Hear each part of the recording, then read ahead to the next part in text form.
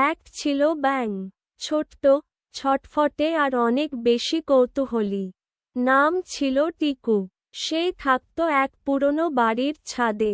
একদিন হঠাৎ সে লক্ষ্য করল, বাড়ির মানুষরা তাকে দেখলেই ছি করে চেঁচায়। কেউ কেউ তো জুতো ছুঁড়েও মারে। উফ, এ কী যন্ত্রণা! আমি তো শুধু মশা মাছি খেয়ে ওদের উপকারই করি।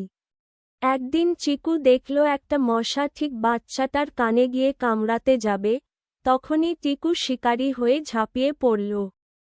একটা বাঁচানো হলো, আর কত বাকি। পরের দিন সকালে মা অবাক। বাচ্চার গায়ে কোনো মশার দাগ নেই।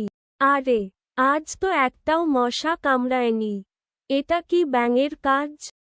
পরের দিন টিকুকে সবাই দেখে, আর কেউ ভয় পায় না, বরং চুপচাপ সরে যায়। কেউ কেউ বলছে, ওকে মারো না, ভালো ব্যাঙ ও। টিকুর মনে তখন আনন্দে ঝাঁপিয়ে পড়ছে। সে বুঝল, সবাইকে ভালোবাসা ও উপকার করে ধীরে ধীরে আপন করে নিতে হয়। ব্যাঙ মানেই ভয়ের কিছু না, আমি তো তোমার ঘরের সুপারহিরো। প্রশ্ন, ব্যাঙটির নাম কি? উত্তরটি নিচে কমেন্ট করে জানাও।